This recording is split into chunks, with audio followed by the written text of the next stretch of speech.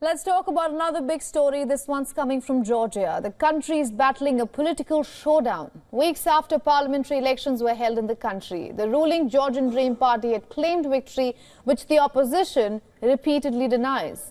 Now, dozens of opposition supporters have taken to the streets again, accusing the election of being rigged.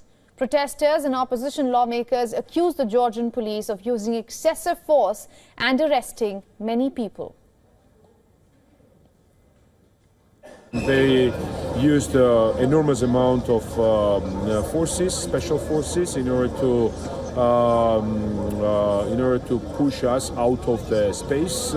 They thought that we will go home, but we are standing here, and even more people are joining us. And in the evening, I think we will be tens of thousands again, and this non-stop protest will go ahead. We have reached a stage where you cannot speak freely. But if this protest stopped in Azerbaijan, Belarus or Russia, we would simply lose this right to protest, to take to the street.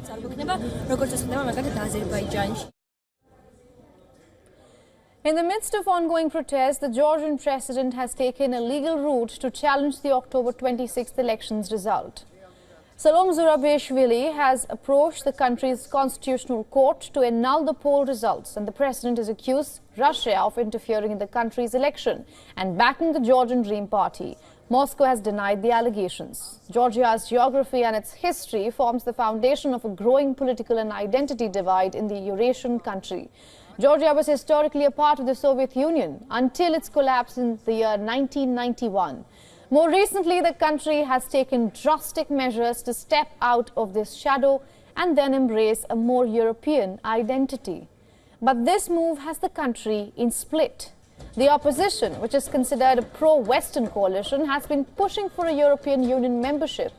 The process of accession has been put on hold by the EU, and as the political standoff intensifies, the ruling Georgian Dream Party, which has claimed another term in power, is accused of being pro-Russia. Earlier this year, the party had also passed a controversial foreign agents bill, which critics say is backed by Moscow.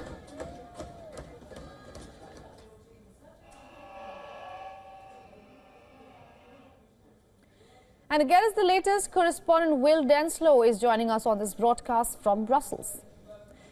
Will, good to see you. How is Brussels looking at everything that's playing out in Georgia? Well, after those parliamentary elections 3 weeks ago, the EU said that there were reports of irregularities, and they have called for an independent investigation into the outcome of those elections and how those elections unfolded. Now, going forward, we've heard from Josep Borrell, the EU's top diplomat, foreign affairs chief. He says that the EU is sending a political mission to the country. He has accused the Georgian government of democratic backsliding. He has also announced that the EU is effectively cancelling around 120 million euros, that's more than $120 million, that was earmarked to go to the Georgian authorities. Instead, Josep Borrell speaking at a foreign affairs meeting here in Brussels this week, that instead that money will be going to civil society groups in Georgia, so effectively to the Georgian people, instead of going to Georgian election officials.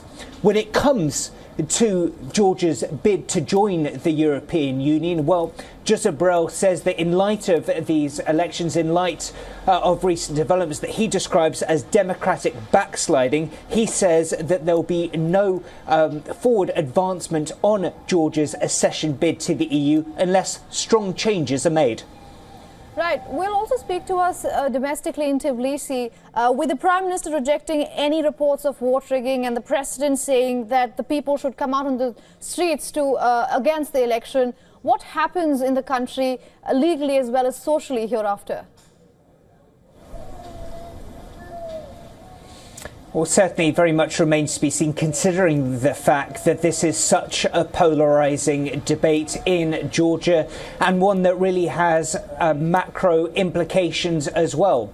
polling suggests that the Georgian people overwhelmingly are in favour of moving closer to the EU's orbit and want to join the EU going forward, according to that polling. But of course, the ruling government very much sees its future for Georgia closer to Moscow's orbit as well. So you have this huge dichotomy in Georgia that is playing out, and really we're seeing plenty of influence as far as Russia and the EU is concerned, with Georgia somewhat caught in the middle. So we've heard the president coming out very strongly over recent months, urging people to come out and show their pro-EU credentials. But then you have the ruling Dream Party very much saying that they want to move closer to Russia as well. So we're seeing this huge division in Georgia. And as far as the EU is concerned, they have accused Russia of meddling in the recent elections. So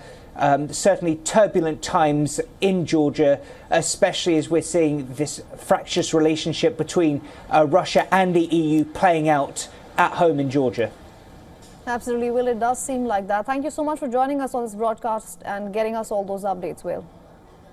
For all the latest news, download the WION app and subscribe to our YouTube channel.